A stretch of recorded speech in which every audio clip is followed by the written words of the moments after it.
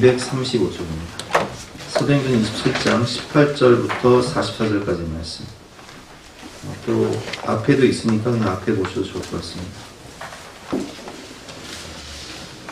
제가 공부하겠습니다. 오늘 이 본문의 배경은 이 지도를 보시면 아시겠지만 이제 그레데 섬 미양에서 베닉스로 가려고 했던 바울 일행은 유라굴라 광풍을 만나보려고요.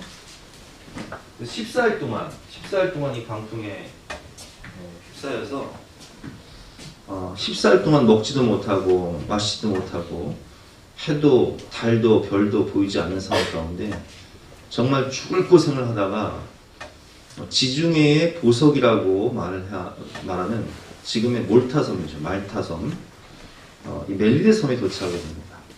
그래서 오늘 이 본문의 내용은 그 14일 동안 어떤 역경과 고난이 있었는지, 그 풍랑 속에서 풍랑을 뚫고 멜리데 섬에 도착한 그 과정이에요. 이런 본문의 배경. 그래서 로마로 향해 가던 바울의 일행들이 또 어떤 일을 당했는지 오늘 본문을 통해서 함께 은혜를 나눴으면 좋겠습니다. 제가 공부하겠습니다.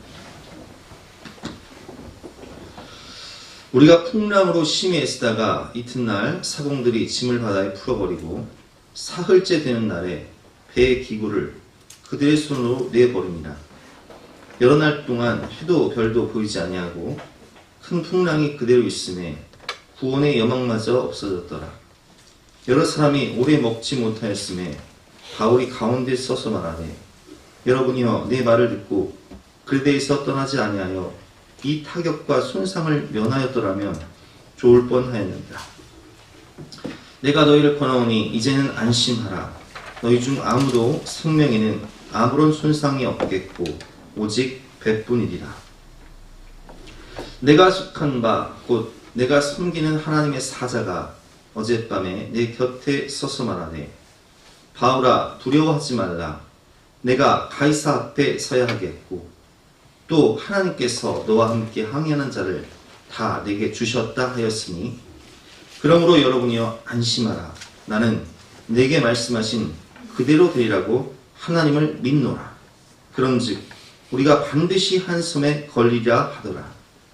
열 나흘째 되는 날 밤에 우리가 아드리아 바다에서 이리저리 쫓겨가다가 자정쯤 되어 사공들이 어느 육지에 가까워지는 줄을 짐작하고 물을 재어보니 20길이 되고 조금 가다가 다시 재니 15길이라. 암초에 걸릴까 하여 고물로 단 넷을 내리고 날이 새기를 고대하니라. 사공들이 도망하고자 하여 이 물에서 닷을 내리는 체하고 거룻배를 바다에 내려놓거늘 바울이 백부장과 군인들에게 이르되 이 사람들이 배에 있지 아니하면 너희가 구원을 얻지 못하리라 하니 이에 군인들이 거룻줄을 끊어 떼어버립니다. 날이 새어가매 바울이 여러 사람에게 음식 먹기를 권하여 이르되 너희가 기다리며 먹지 못하고 줄인 지가 오늘까지 열 나흘인즉 음식 먹기를 권하오니 이것이 너희의 구원을 위한 것이요 너희 중 머리카락 하나도 잃는 자가 없으리라 하고 떡을 가져다가 모든 사람 앞에서 하나님께 축사하고 떼어 먹기를 시작하매 그들도 다 안심하여 받아 먹으니 배에 있는 우리의 수는 전부 276명이더라. 배부르게 먹고 밀을 바다에 버려 배를 가볍게 하였더니 날이 새매 어느 땅인지 알지 못하나 경사진 해안으로 된 항만이 눈에 띄거늘 배를 거기에 들여다 댈 수 있는가 의논한 후 닷을 끊어 바다에 버리는 동시에 키를 풀어 늦추고 돛을 달고 바람에 맞추어 해안을 향하여 들어가다가 두 물이 합하여 흐르는 곳을 만나 배를 걸매 이 물은 부딪혀 움직일 수 없이 붙고 고물은 큰 물결에 껴져가니 군인들은 죄수가 헤엄쳐서 도망할까 하여 그들을 죽이는 것이 좋다 하였으나 백부장이 바울을 구원하려 하여 그들의 뜻을 막고 헤엄칠 줄 아는 사람들을 명하여 물에 뛰어내려 먼저 육지에 나가게 하고 그 남은 사람들은 널조각 혹은 배 물건에 의지하여 나가게 하니 마침내 사람들이 다 상륙하여 구조되니라. 아멘. 오늘은 멜리데 섬에 대해서 함께 배울 텐데요. 멜리데 섬은 우리나라 제주도의 한 6분의 1 정도의 크기가 되는 섬입니다. 아주 아름다운 곳이죠. 유럽의 모든 문화와 문명이 밀집된 곳인데, 이 멜리데 섬에 바울이 상륙을 하게 되는데, 사실 바울이 상륙한 섬은 정확히 말하면 바울섬이에요. 지금은 바울섬이라고 말하는데, 그 바울섬에 상륙했던 바울이 이제 멜리데 섬으로 가게 되죠. 그래서 이 두 물이 만나는 곳이 어떤 곳인지 오늘 우리가 영상을 통해서 함께 살펴보고 그리고 말씀을 듣도록 하겠습니다.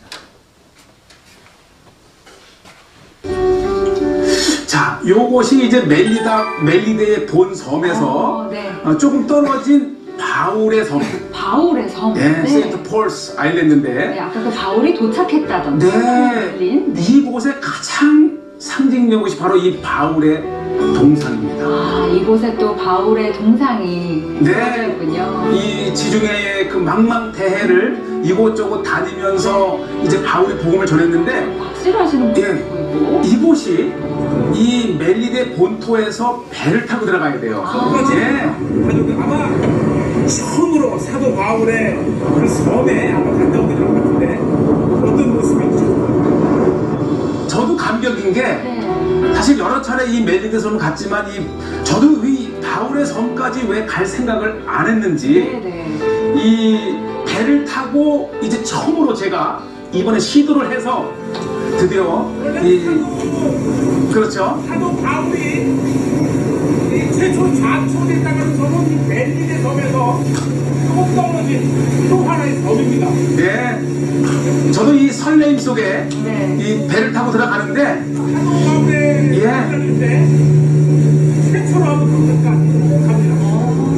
야, 근데 잠깐만 봐도 정말 아름답네요. 예, 아주 네. 눈이 시리도록 푸른, 네. 특별히 이 멜리데 사람, 저는 이제 저곳이 바울이 이제 정박했던 네. 섬이라고는 알았는데, 나중에 이 동네 사람들 얘기를 들어보니까 원래 바울이 바로 이 멜리데에 도착한 것이 아니고 이 풍랑을 만나 정박한 섬이 이곳이라는 거예요. 그러니까 이곳이 먼저 이곳이 먼저. 바울이 도착했던 곳이기 때문에 안 갈 수가 없잖아요. 그러네요. 멜리데 섬 아마- 가기 전에. 그럼요. 그래서 오늘 아마 이 성지가 좋다 시청자분들께서는 바로 그 섬에 저와 함께 보시죠. 역사적인 네. 사도 바울의 배가 파손된 이 섬에 도착을 했습니다.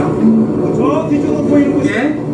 이 멜리데 섬이고, 멜리데 섬인 또 다른 작은 섬이 역사적으로 사도 바울이 파손한 섬에 도착을 했고요. 예.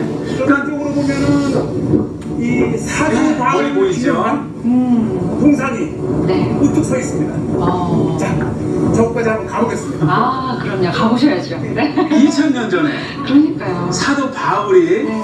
처음 도착했던 이 발을 디뎠던 이곳은 어떤 꽃이 자라는지, 어떤 풀이 자라는지, 어떻게 생겼는지 정말 많은 궁금증을 네. 가지고 이렇게 도착을 하면서 네. 다시 우리가 이 전 세계에 사도 바울의 섬, 예, 이 멜리데에서도 좀 떨어진 이 작은 무인도 섬에 이 멜리데를 떠난 바울이 온갖 풍랑의 역경을 이겨내면서 그렇죠. 열 나흘째 되던 날에 어딘지 모르고 정복했던 섬이 예. 바로 그 사도 바울. 사실 오늘날 이렇게 아름다운 섬으로 우리가 가지만은 네. 그 풍랑 속에서 해와 별도 보지 못한 상태에서 기어코 도착한, 네. 보시죠. 제가 이 풀을 좀 찍고 싶었던 게, 이 섬에도 풀이 자라고, 자란다면 어떤 풀이 자라는지, 사도 바울이 그 풍랑 속에서 결국은 도착한 이곳에 그 처음 맞이했을 그 섬의 모습은 어땠는지, 좀 우리가 이 복음을 전하는 또 목사로서, 이게 선교사로 살아가면서 그 바울의 첫 마음을 한번 네. 읽고 싶었어요. 네. 참 그런데 너무 신기한 게 사도 바울이 도착했을 당시는 참 촉박했겠지만 네. 지금 이렇게 따사로운 햇살과 이렇게 아름다운 모습을 보고 있노라니 그 믿음의 씨앗이 우리에게 전해진 것을 그대로 보여주는 것 같다는 생각도 듭니다. 예, 그렇죠. 예. 사도 바울이 정박했다고 하는 멜리데 앞에 사도 바울 섬 한가운데에 네.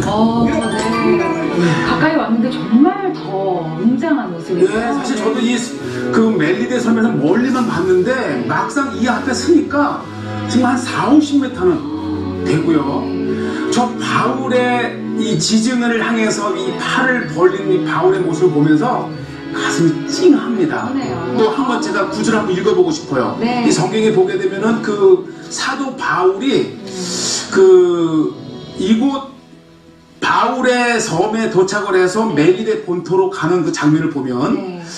그 40절, 27장 40절에 보면 닻을 끊어 바다에 버리는 동시에 실을 풀어 늦추고 돛을 달고 바람에 맞추어 해안을 향하여 들어가다가 요 구절인데 여기서 40절에 보면 네. 두 물이 합하여 흐르는 곳. 두 물이 두 합하여 물. 흐르는 곳. 그러니까 지금 이 방금 화면에 이제 보시게 되면 네. 이 멜리데 본토 섬과 네. 그다음에 그 앞에 작은 섬, 그렇죠. 사도 바울이 장착한 도착했던 곳. 요 네. 사이에 두 물이 흐르잖아요. 야, 혹시 이 구절이 바로 이 섬의 이 지형에 물이 흐르는 두 물에 만나는 곳을 표현하지 않았을까라는 순간이 번쩍 들면서 감격입니다. 네. 예, 한번 화면을 보시면 네. 좀 더 생생하지 않을까 생각이 돼요. 네, 좋습니다. 저희가 정말 그림 같은 그런 모습을 본 것 같은데요. 네. 정말 그곳을 이렇게 작은 보트를 타고 또 옮겨가시면서 이곳이 네. 바로 성경 말씀 속 그런 곳이구나 하고 생각을 하셨을 것 오늘 같아요. 작은 섬이라 네. 제가 이 섬을 한 바퀴 돌자 하면서 네. 이제 두 물이 만나는 네. 그 해협이죠. 작은 네. 곳을 지나면서 또 하나의 감동을 제가 받았습니다. 네. 그러면 화면으로 계속해서 그 감동을 이어가 볼까요? 예, 좋습니다. 네, 화면으로 보시죠. 이렇게 섬을 돌면서 여기 사도 바울이 첫 정박했던 작은 섬과 멜리데 이 본토 사이에 저 두 물, 야, 저쪽 물과 이쪽 물이 만나는 곳을 제가 이 배를 타고 지나면서 이게 생생한 현장 답사다 이런 이제 생각이 들었습니다. 네. 정말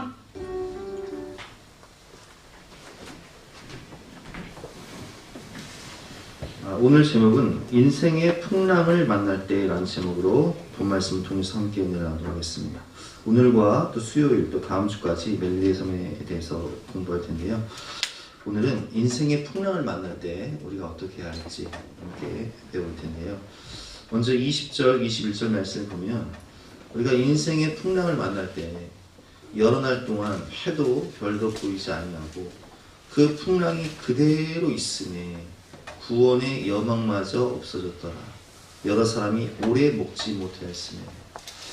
인생의 풍랑을 만나게 되면 잠도 잘 못 자고 밥맛도 없고 근심과 한숨으로 나를 칠 때가 있습니다.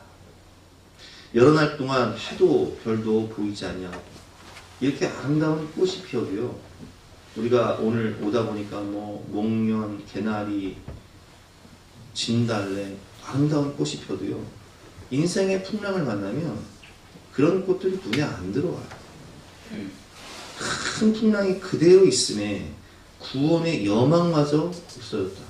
어떻게 방법이 없는 거예요. 구원의 여망이 없어지는 거예요. 여러 사람이 오래 먹지 못하였으며. 자, 우리가 이런 인생의 풍랑, 가정의 위기, 사업의 풍랑, 경제 문제, 건강의 문제, 여러 가지 자녀의 문제 등 여러 가지 인생의 풍랑을 만날 때 우리가 어떻게 해야 할까요? 그것을 오늘 본 말씀을 통해서 함께 배워보도록 하겠습니다. 첫 번째로 인생의 풍랑을 만났을 때 우리는 살기 위해서 살려면 모든 것을 버려야 됩니다. 18절과 19절 말씀이죠. 우리가 풍랑으로 심히 애쓰다가 이튿날 사공들이 짐을 바다에 풀어버리고 사흘째 되는 날에 배의 기구를 그들의 손으로 내버립니다. 왜 선원들이 배의 기구까지 그들의 손으로 내어버릴까요? 풍랑을 만났기 때문에 암초에 걸릴 수도 있고 스르디스, 모래톱에 걸릴 수도 있기 때문에 배의 무게를 줄이기 위해서, 살기 위해서 모든 것을 버리는 거예요. 여러분, 우리가 인생의 풍랑을 왜 만납니까? 우리가 지난주에 말씀을 통해서 배웠지만 우리가 인생의 풍랑을 만나는 주된 이유는 죄와 탐욕 때문입니다. 죄와 욕심 때문에 만나는 거예요. 그렇기 때문에 우리 안에 있는 이 죄와 탐욕, 우리 안에 있는 우상들을 버려야 돼요. 여러분, 우리가 그 출애굽기를 보면 애굽에 10가지 재앙이 나옵니다. 근데 그 10가지 재앙이 무엇이냐? 다 애굽의 우상들이에요. 하나님보다 더 의지했던 애굽의 우상들. 근데 하나님께서 그 10가지 재앙을 통해서 우리에게 주신 교훈이 뭐냐면, 내가 그토록 우상처럼 의지하고 사모하고 사랑했던 그것들이 아무것도 아니라 오히려 내 인생의 올무가 되고 내 인생의 고통이 된다는 거예요. 여러분, 우리가 살기 위해서는 죄를 버려야 돼요. 악한 습관을 버려야 돼요. 탐욕을 버려야 돼요. 욕심을 버려야 돼요. 근데 욕심에 눈이 멀어서 롯의 아내가 소돔과 고모라에 화려하고 아름다운 문화를 비유하고 죄와 욕심을 버리지 못하고 소돔과 고모라가 멸망할 때 뒤를 돌아 봄으로 인해서 소금 기둥이 된 것처럼 끝까지 욕심을 버리지 못하고 탐욕을 버리지 못하고 우상을 버리지 못하고 죄악을 버리지 못하고 멸망길로 가면 안 된다.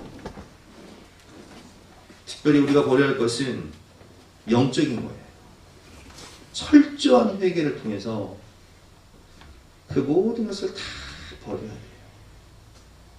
그런데 회개할 때도요, 우리는 인간이기 때문에 모두가 다 나약한 인간이고 죄 학문이 많은 인간이기 때문에 죄덩어리고 죄의 짱아치인데, 회개할 때도요, 사울왕 같은 사람들이 있어요. 사울왕은 사무엘 선지자를 통해서 하나님께서 아말렉을 진멸해라, 아각을 죽여라, 이스라엘 백성들에게 고통을 줬던 그 아말렉 아각, 이 사단의 무리들을 다 없애버려라, 너희 안에 있는 죄악을 다 없애버려라 말씀하시는데, 그것을 다 진멸하지 않고 살찌고 좋은 짐승들은 남겨놔요. 모든 죄악을 다 버린 것이 아니라 은밀히 즐기는 그것을 남겨놓는다고요. 근데 사무엘 선지자가 와서 그것을 책망하자 사울왕은 어떤 핑계를 냅니까? 이것은 백성들이 하나님께 제사를 드리려고 남겨놓은 겁니다. 하나님이 언제 그것 가지고 제사를 드리라고 했습니까? 핑계를 대는 거예요. 이것은 제가 남겨놓은 것이 아니라 백성들이 남겨놓은 것인데, 하나님께 제물을 드리려고, 제사를 드리려고 남겨놓은 것입니다. 책임전가, 핑계 버리지 못해요. 그러나 다윗왕은 달랐어요.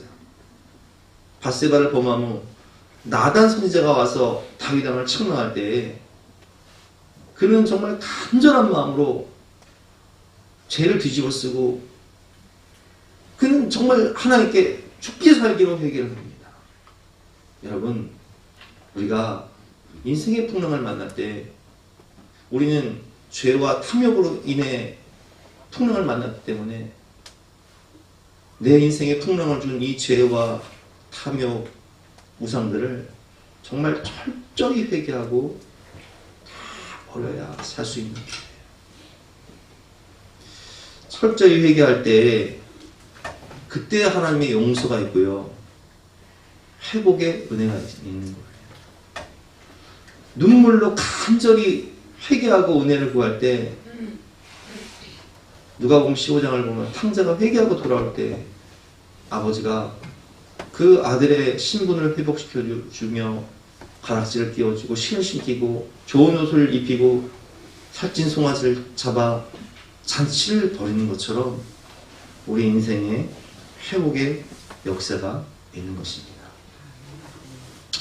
두 번째로, 우리가 인생의 풍랑을 만나면 혼자 살려고 도망가지 말고 함께 살기 위해 고통을 분담하며 십자가를 져야 된다는 거예요. 오늘 27절부터 32절 말씀을 보면 배에 있는 사공들이요, 자기들만 살기 위해서 거룻배를 내려 도망가는 모습을 볼 수 있습니다. 27절 말씀이죠. 제가 읽어보겠습니다. 14일째 되는 날 밤에 우리가 아드리아 바다에서 이리저리 쫓겨가다가 자정쯤 되어 사공들이 어느 육지에 가까워지는 줄을 짐작하고 물을 재어보니 20길이 되고 조금 가다가 지니 15길이라. 암초에 걸릴까 하여, 화면 보이지가 않으니까 암초에 걸릴까 하여 고물로 단 넷을 내리고 날이 새기를 고대하니라. 자, 날이 샜어요. 30절 말씀입니다. 사공들이 도망하고자 하여 이물에서 닷을 내림치하고 거룻배를 바다에 내려놓거늘 바울이 백부장과 군인들에게 이르되 이 사람들이 배 있지 아니하면 너희가 구원을 얻지 못하리라 하니 이에 군인들이 거룻줄을 끊어 떼어 버리니라. 아멘. 자, 여러분 배가 침몰할 때는요, 이 우리가 구조선이 있잖아요. 배 타이타닉을 보신 분들은 아실 거예요. 영화 타이타닉을 보면 그 거대한 그 아름다운 타이타닉 배가 침몰할 때 이 구조선은요 구명선은 몇 척 되지가 않아요.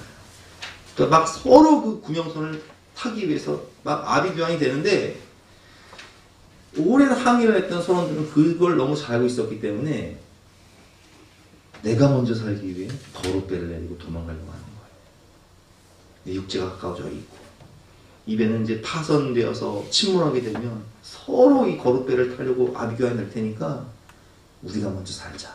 그래서 몰래 거룻배를 내리고 하는 거예요.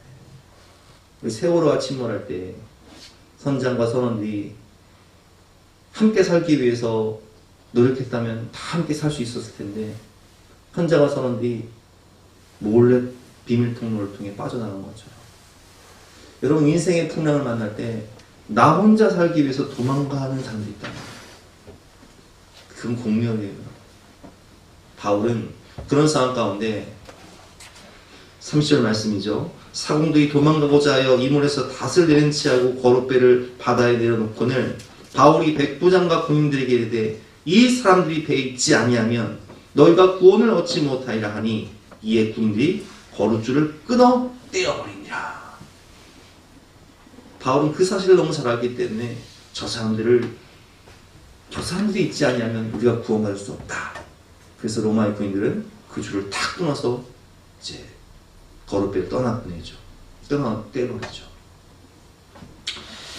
우리가 직장과 교회와 가정에서도 나 혼자 살기 위해, 인생의 풍랑이 올 때 나 혼자 살기 위해 도망가면 안 돼요.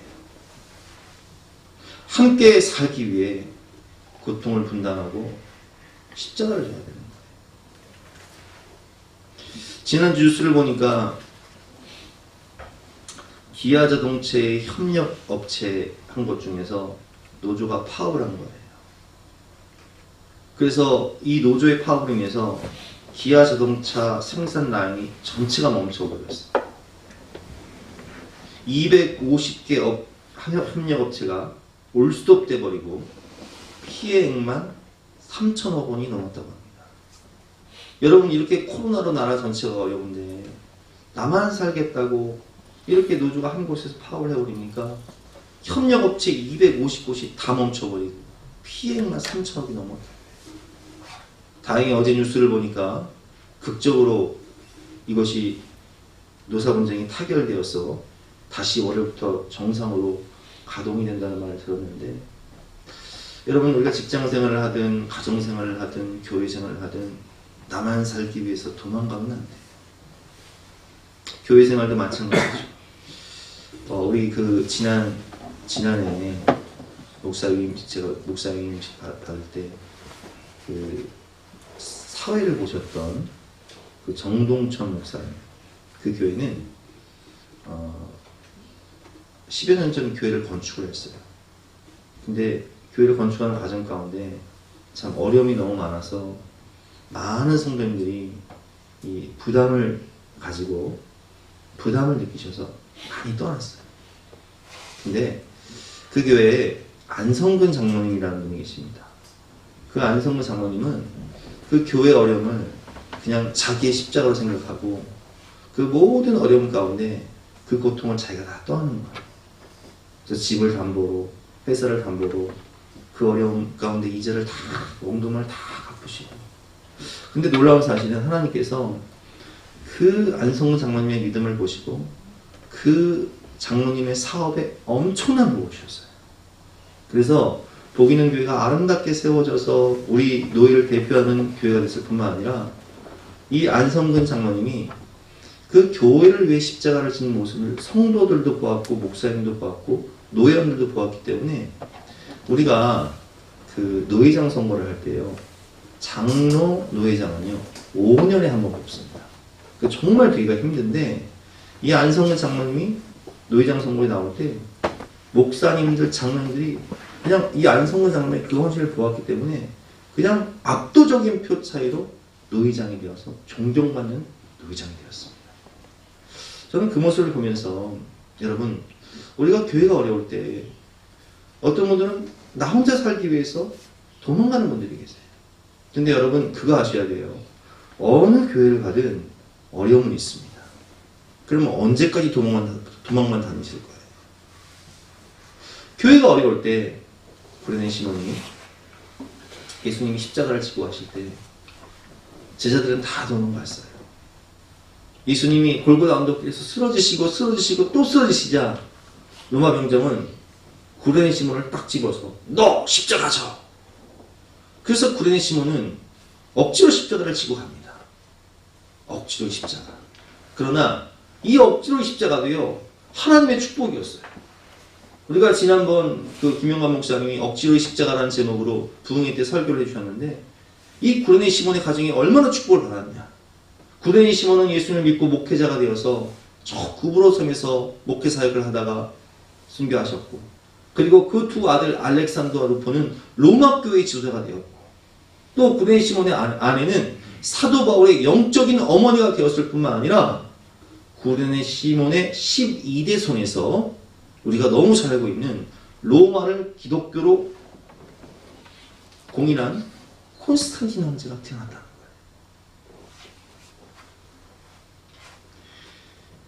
여러분, 억지로 십자가도 축복입니다. 교회가 어려울 때 하나님 편에 서서, 주님 편에 서서 십자가를 짊어지시고 나의 십자가가 나의 영광이 됨을 깨닫고 십자가를 지고 부활의 영광을 체험하시는 부활의 영광을 체험하는 저와 여러분 되시기를 주님의 이름으로 축원합니다. 가정에서도 마찬가지예요. 제가 언젠가 제 친한 목사님 이야기를 말씀드린 적이 있어요. 저 마석에 살고 있는 엄서정 목사님이라고. 그분은 젊은 시절 사업을 하던 분이었어요.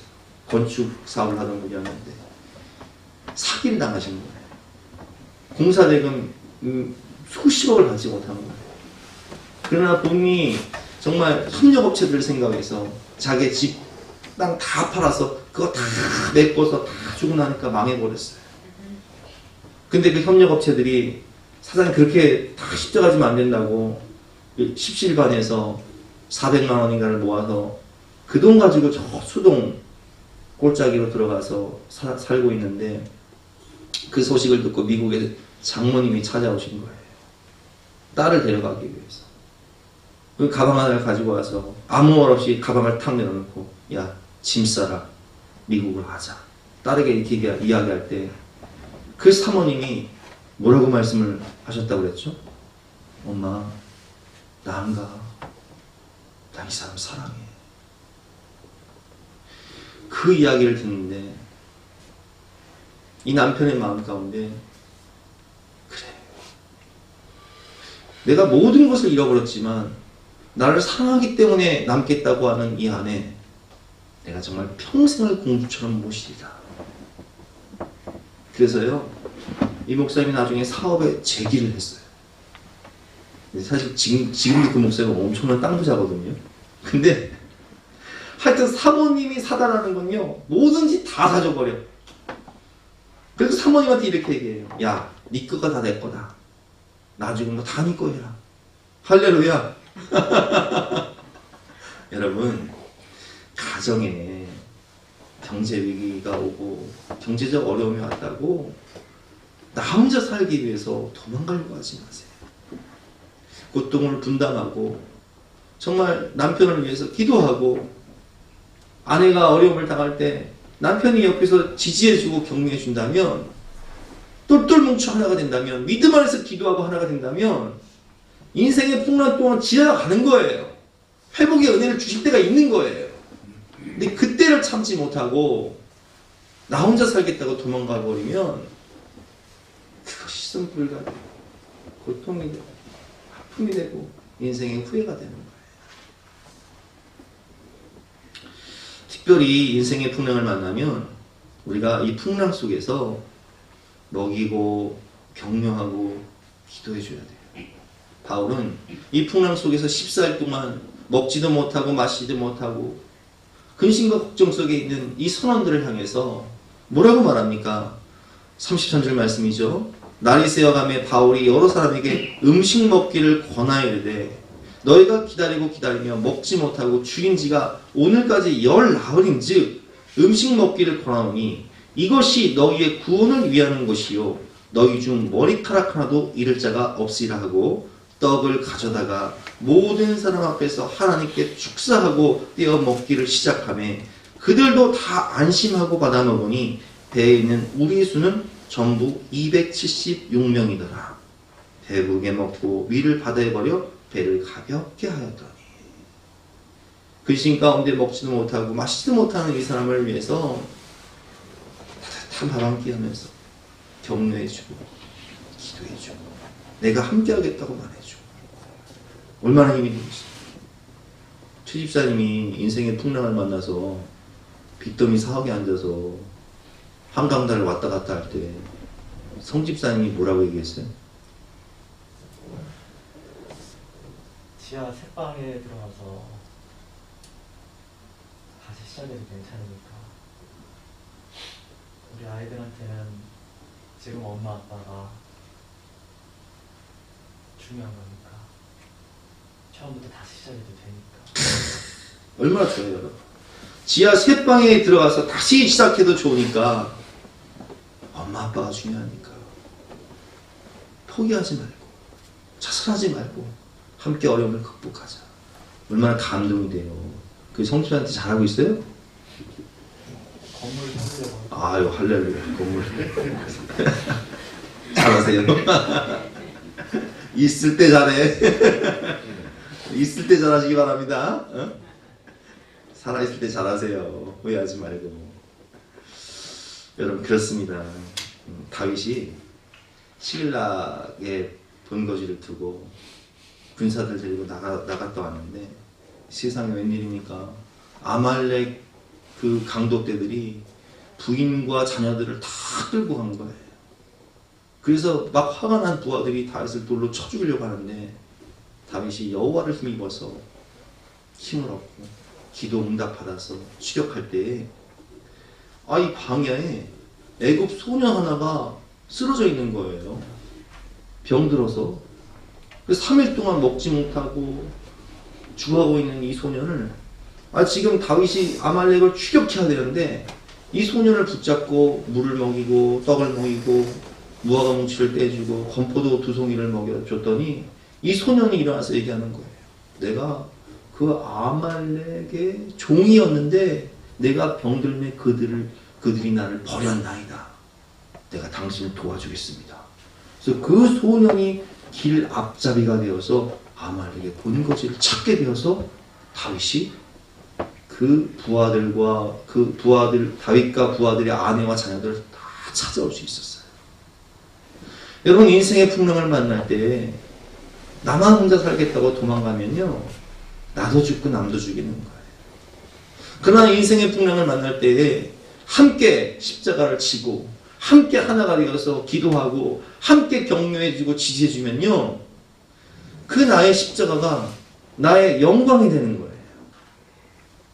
그래서 제가 아까 말씀드린 그 엄선영 목사님 사모님은요 하여튼 공주처럼 떠받들고 살고요 다 자기 꽃처럼 누리고 살고요 안성근 장로님도요 교회가 복을 받고 자신도 복을 받고 노회장으로 영광받고 존경받고 여러분 나의 십자가가 나의 영광이 되는 것이요 비록 억지로의 십자가일지라도 그것은 하나님의 축복이 된다는 사실을 잊지 않고 십자가를 지심으로 영광을 체험하시는 저와 여러분 되시기를 주님의 이름으로 축원합니다.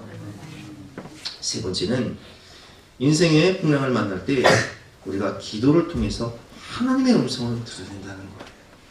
오늘 이 유라굴로의 강풍 속에서 사람들이 먹지도 못하고 잠도 못 자고 마시지도 못하고 근심하고 있을 때에 바울은 하나님께 기도해 주님의 음성을 듣습니다. 21절부터 24절 말씀이죠. 제가 읽어보겠습니다.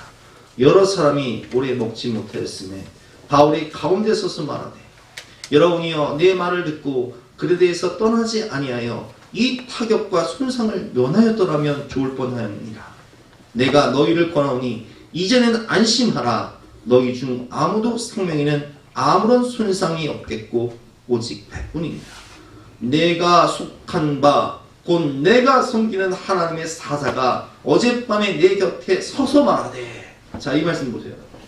바울은 기도를 통해서 하나님의 음성을 듣습니다. 하나님의 메시지를 받아요. 응답을 받아요. 그 응답이 무엇입니까? 바울아 두려워하지 말라. 내가 가이사 로마의 그 왕 앞에 서야 하겠고 또 하나님께서 너와 함께 항해하는 자를 다 내게 주셨다 하였으니 그러므로 여러분이 안심하라. 내가 기도응답을 받았습니다. 확실한 기도응답을 받았습니다. 우리가 로마에 갈 것입니다. 한 사람도 다치지 않고 죽지 않을 것입니다.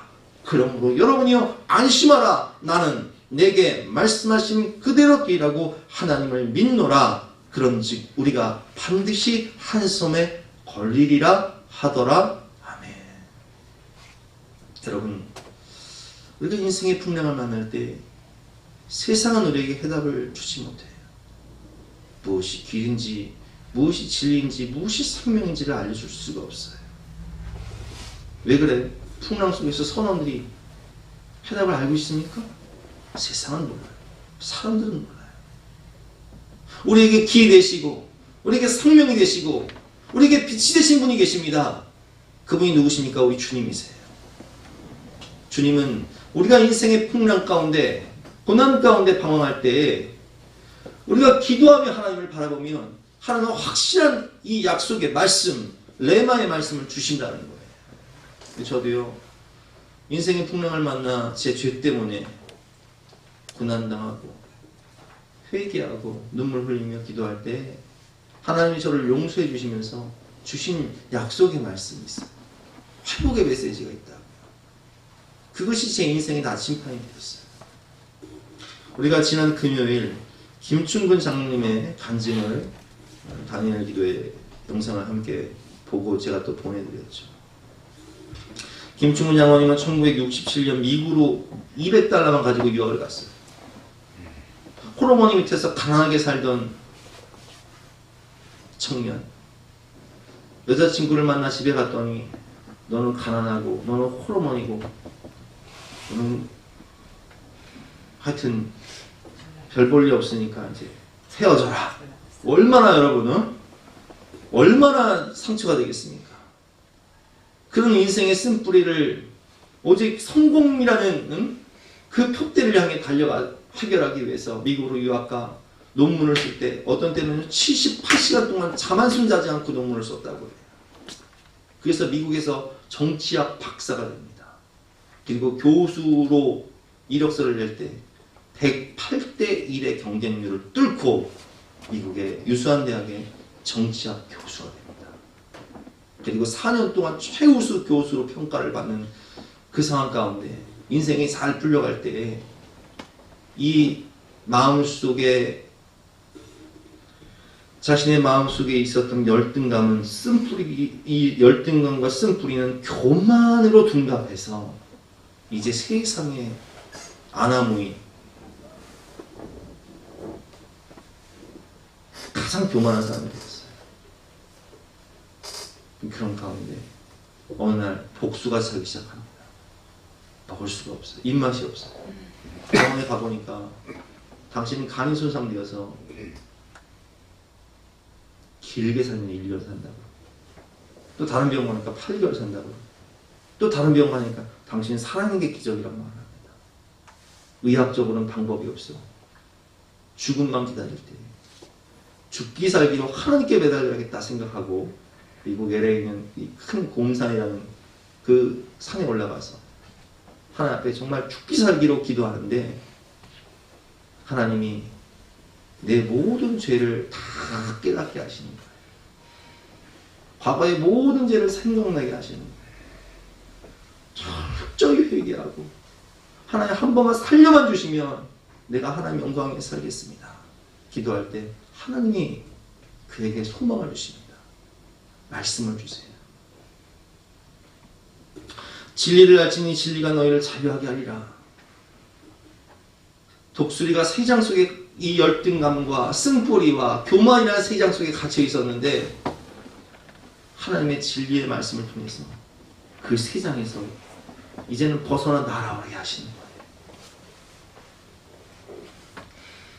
그리고 엄청난 바다보다 깊은 은혜를 깨닫게 하시고 하늘보다 높은 하나님의 사랑의 마음을 부어주시고 그리고 하나님은 그에게 비전을 주십니다. 미국에 유학하고 있는 한인 청년들을 통해서 그들이 사도 바울처럼 그들이 다니엘처럼 그들이 요셉처럼 그들이 에서처럼 쓰임받을 수 있도록 그들을 통해서 미국의 청교도 신앙이 회복될 수 있도록 그들에게 비전을 주어라 라는 하나님의 약속의 말씀, 비전을 받게 된다는 거예요. 그래서 이 장로님은 그것을 위해 평생을 사셨고 지금도 그것을 위해 살아가고 계시죠. 여러분, 우리가 인생의 풍랑 가운데 내 죄 때문에 내 욕심 때문에 풍랑을 만날 수 있지만 그것은 오히려 인생의 기회가 될 수 있는 거예요. 철저히 회개하고 하나님의 뜻을 구할 때 하나님은 레마의 말씀, 약속의 말씀, 소망의 말씀, 생명의 말씀을 우리에게 주시고 그 비전을 하나님이 친히 이루어 나가신다는 거예요. 바울은 오늘 그 비전을 풍랑 속에 잠도 못 자고 먹지 못하는 그 사람들에게 선포합니다. 내가 가이사 앞에 설 것이다. 너희 중 한 사람도 머리카락 하나 상하지 않을 것이다. 그리고 너희는 다 복음의 증인이 될 것이다. 하나님이 다 너희를 내게 주셨다.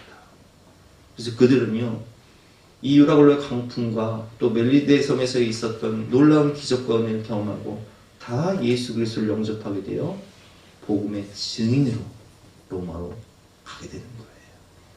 여러분, 우리도 인생의 풍랑을 만날 때 정말 깊은 기도를 통해서 하나님의 음성을 듣길 바랍니다. 그리고 그 음성을 절망 가운데 있는 영혼들에게 선포하기를 바랍니다. 오늘 바울은 절망 가운데 있는 영혼들에게 하나님의 메시지를 선포합니다. 내가 너희를 보나오니 이제는 안심하라. 너희 중 아무도 생명에는 아무런 손상이 없겠고 오직 백분이니라. 내가 속한 바 곧 내가 섬기는 하나님의 사자가 어제 밤에 내 곁에 서서 말하되 바울아 두려워하지 말라. 내가 가이사 앞에 서야 하겠고 또 하나님께서 너와 함께 항해하는 자를 다 내게 주셨다 하였으니 그러므로 여러분이여 안심하라. 나는 내게 말씀하신 그들이라고 하나님을 믿노라. 아멘. 여러분, 오늘 결론 말씀입니다. 결국 그들은 어떻게 됩니까? 하나님의 약속의 말씀을 따라서 마침내 다 구조됩니다. 44절 말씀이죠. 같이 한번 읽어보겠습니다. 시작. 그 남은 사람들은 널조가 혹은 내 물건에 의지하여 나가게 하니 마침내 사람들이 다 상륙하여 구조되니라. 아멘. 그리고 이 멜리데섬은 어떻게 했을까요? 그것은 이번 주 수요일과 다음 주 말씀을 통해서 역사 속에서 멜리데섬이 어떻게 위대하게 쓰임 받았는지 함께 또 배워보도록 하겠습니다. 이 시간 함께 찬양하고 기도할 때 하나님 인생의 항해를 할 때 하나님이 인생의 선장이 되셔서 우리가 이 유라굴로의 광풍 속에서도 철저히 회개하고 하나님을 바라볼 때 주님이 우리에게 약속의 말씀을 주시고 친히 선장이 되셔서 이 인생의 항해의 키를 붙잡아 주시고 우리의 고난이 우리의 영광이 되게 하여 주시옵소서. 믿음으로 찬양을 드리면서 함께 기도하는 시간 갖도록 하겠습니다.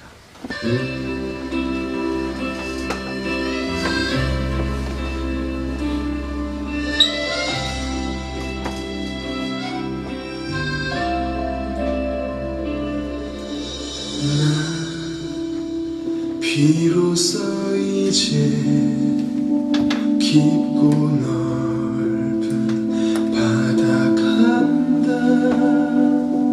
두려움에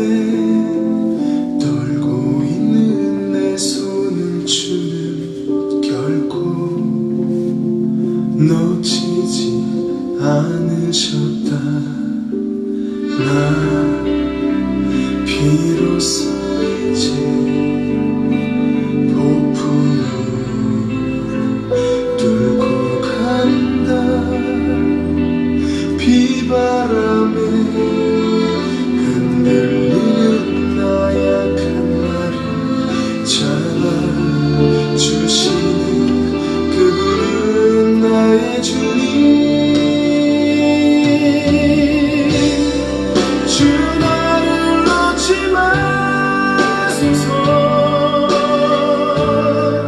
이 깊고 넓은 바다에 홀로 내 삶의 항해 끝이 되시는 주님이시여. 난 의지합니다. 날 포기하지 마소서. 나 잠시 나를 의지하여도 내 삶의 항해의 방향을 잡아 주시옵소서.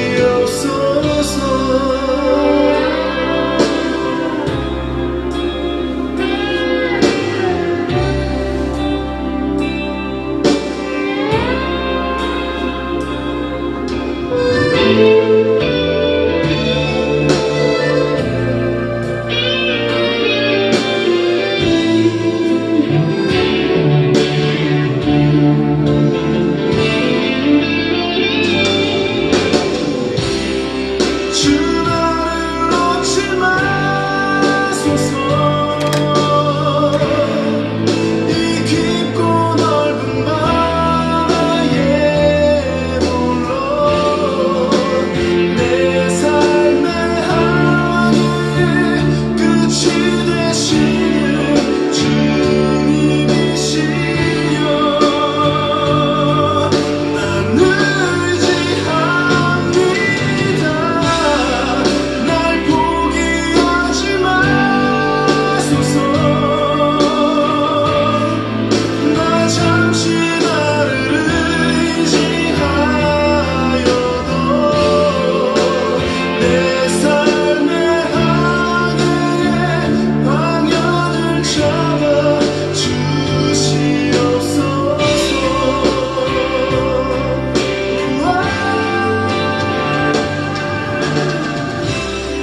주 나를 놓지 마소서. 이 깊고 넓은 바다에 홀로 내 삶의 항해의 끝이 되시는 주님이시여. 난 의지합니다. 날 포기하지 마소서. 나 잠시 나를 의지하여도 내 삶의 항해의 방향을 잡아 주시옵소서.